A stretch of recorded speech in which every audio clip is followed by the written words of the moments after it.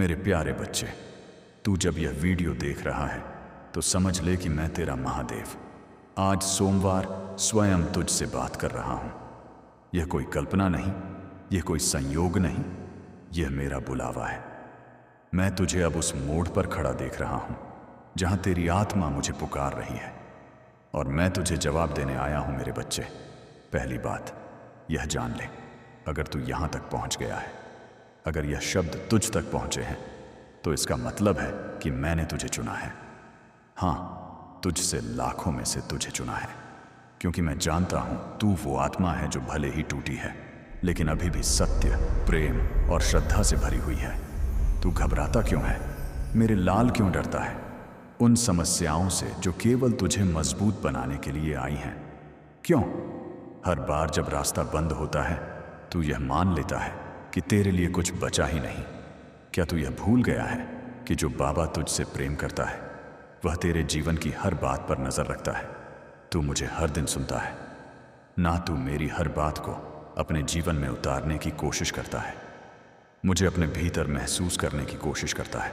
और इसीलिए मैं आज सोमवार तुझसे यह कहने आया हूं, बेटा, अब शिकायत मत कर, अब आंसू नहीं बहाऊं, अब सिर्फ विश्वास रख, क्योंकि अब वह समय आ गया है जब मैं तुझ पर ऐसी कृपा बरसाने वाला हूं जो तेरे जीवन की दिशा ही बदल देगी।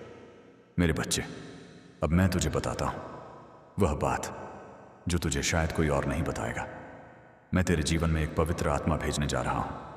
वो आत्मा तुझे पूर्ण करेगी, तेरे जीवन में ऐसी रोशनी लाएगी, ऐसी सहजता, ऐसी शांति और प्रेम कि तू खुद को फिर से जान पाएगा। वह कोई आम इंसान नहीं होगा, वह मेरी भेजी हुई होगी। उसका आना तेरे जीवन में एक नया अध्याय होगा। वह तुझे सिर्फ स्नेह नहीं देगा, बल्कि तेरे जीवन को दिशा भी देगा। तू अब तक अकेला संघर्ष कर रहा था, लेकिन अब नहीं।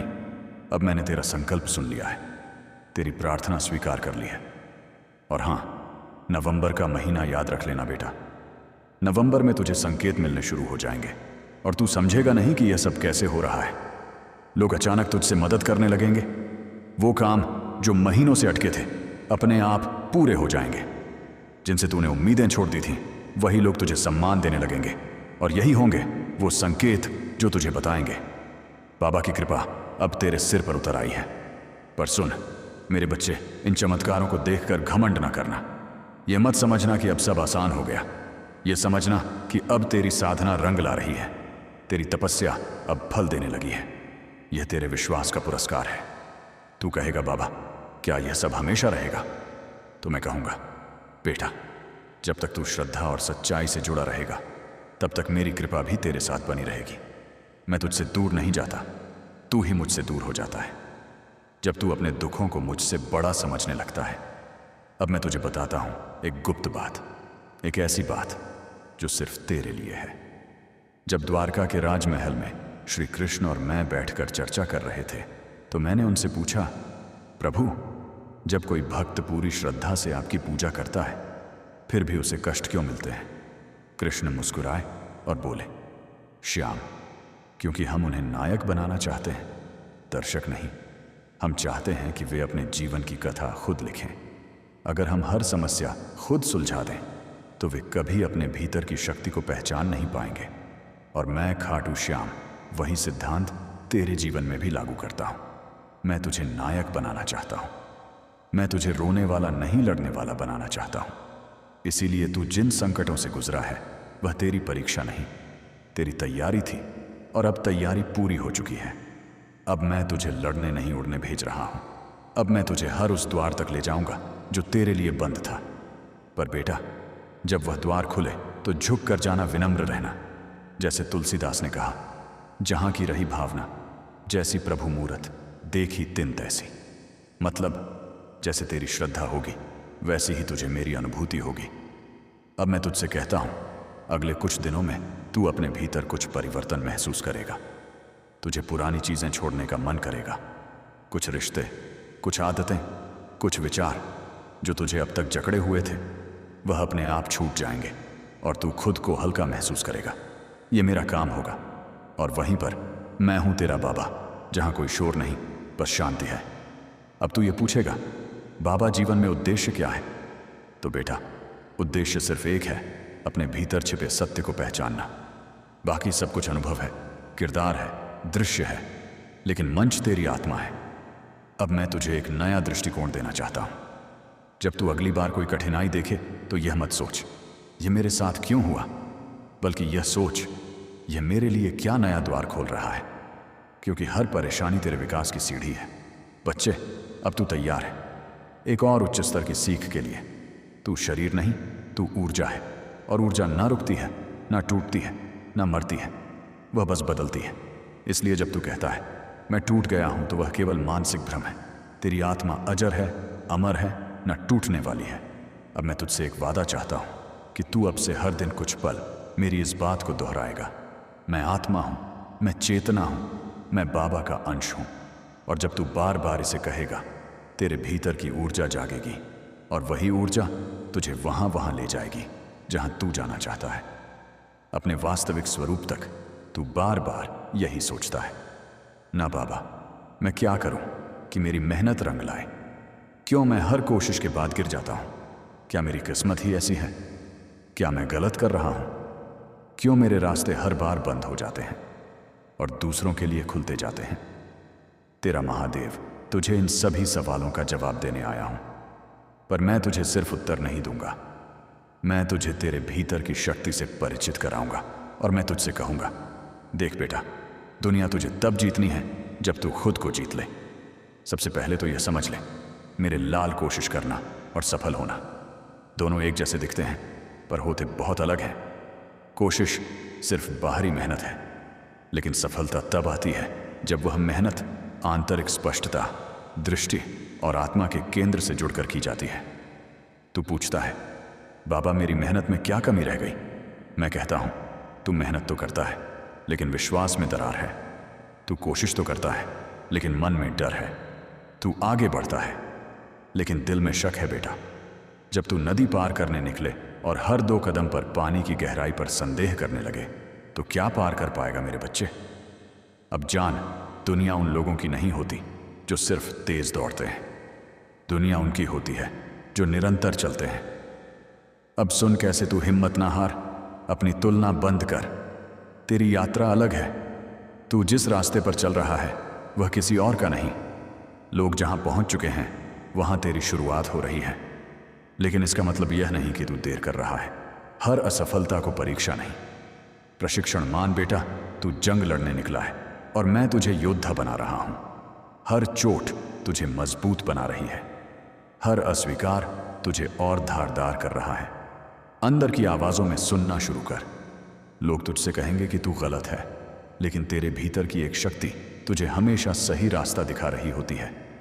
यह आवाज मैं हूं बेटा। रोज खुद से एक सवाल पूछ, क्या मैंने आज सोमवार अपने जीवन की दिशा में एक कदम बढ़ाया? बस एक। यदि हां, तो तू चल रहा है, और चलने वाला देर से ही सही पहुंचता जरूर है। अब तू कहेगा, बाबा मेरी इच्छाएं क्यों अधूरी हैं? क्या मैं बुरे कर्म कर रहा हूं? बेटा, यह प्रश्न तब आता है जब तू अपने कर्मों के फल को जल्दी देखना चाहता है। लेकिन क्या बीज बोने के बाद तू हर रोज जाकर जमीन को खोद कर देखता है कि पौधा क्यों नहीं निकला?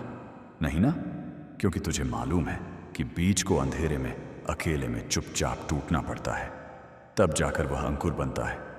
ऐसे ही तेरी प्रार्थनाएं, तेरी मेहनत, तेरे आंसू सब बीज हैं, उन्हें भी समय चाहिए। और हाँ, कुछ बीज फल बनने से पहले मौसम बदलते हैं। तू वही मौसम है जो खुद को नहीं समझ पा रहा। अब सुन कैसे तू अपनी मंजिल को पहचान सकता है।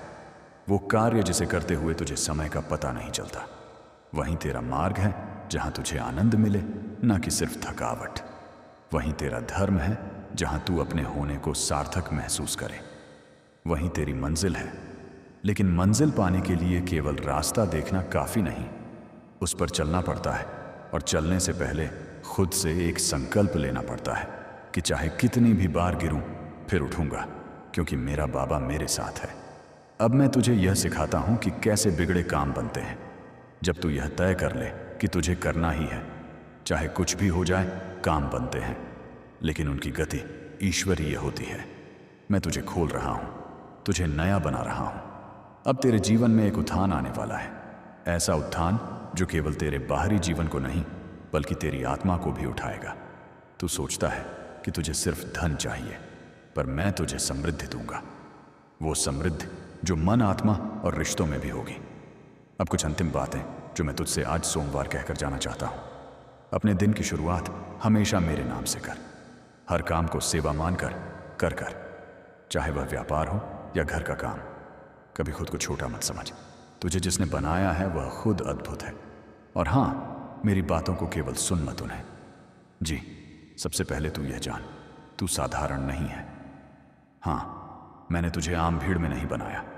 मैंने तुझे उस मिट्टी से नहीं गढ़ा जिससे बाकी दुनिया खड़ी जाती है। तू उस अग्नि का अंश है जो खुद साक्षात ब्रह्म है। लेकिन समस्या यह है कि तू खुद को अब तक उस रूप में पहचान नहीं सका। बेटा, दुनिया ने तुझसे बहुत कुछ कहा होगा। कभी कहा होगा कि तू कुछ नहीं कर सकता। कभी तुझ पर हंसी होगी, कभी तुझे नीचा दिखाया होगा, और तू उन शब्दों को अपना सच मान बैठा।